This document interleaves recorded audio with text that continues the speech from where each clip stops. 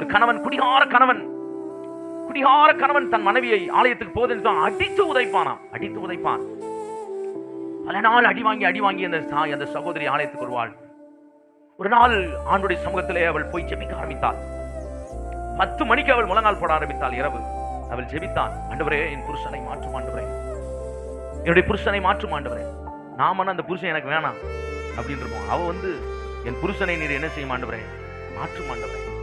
இவன் எட்டி பார்த்தான். அவள் ஜெபித்து கண்ணீர் வடித்துக் கொண்டிருந்தாள். அவன் போய் படுத்து விட்டான். மறுபடியும் 1 மணிக்கு அதே சத்தம், ஆண்டவரே என் புருஷனை மாற்றும். நேர் முழங்கால்களில் நின்று என் புருஷனை மாற்றும் ஆண்டவரே. மறுபடியும் எழுந்தான். பாத்ரூம்லாம் போனான். மனைவியை பார்த்தான். படுத்து விட்டான். மறுபடியும் 3 மணிக்கு அவரை முழுப்பி தட்டினது.